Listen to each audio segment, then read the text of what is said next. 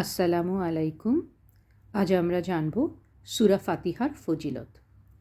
সূরা ফাতিহা পবিত্র কুরআন শরীফের সর্বাধিক ফজিলতের সূরা।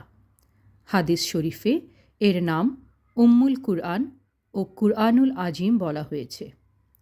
হজরত রাসূলুল্লাহ সাল্লাল্লাহু আলাইহি ওয়াসাল্লাম থেকে বর্ণিত, তিনি বলেন, ফাতিহাতুল কিতাব সূরা ফাতিহা আল্লাহ তাআলা আমাকে আরশের নিচ হতে দান করেছেন। অন্যত্র রাসূলে করিম সাল্লাল্লাহু আলাইহি ওয়াসাল্লাম এই সূরাকে উম্মুল কুরআন বা কুরআন শরীফের মূল বলে আখ্যায়িত করেছেন। হজরত জিব্রাইল আলাইহিস সালাম একদা রাসূলে করিম সাল্লাল্লাহু আলাইহি ওয়াসাল্লামকে বলেছেন যে, আল্লাহ আপনাকে দুটি নূর দান করেছেন, যা ইতোপূর্বে অন্য কোনো নবীকে দান করা হয়নি। এর একটি সূরা ফাতিহা, অপরটি সূরা বাকারা। প্রত্যেক নামাজের প্রতি রাকাতে এ সূরাটি পাঠ করা হয় বলে একে সূরাতুস সালাত অর্থাৎ নামাজের সূরাও বলা হয়ে থাকে।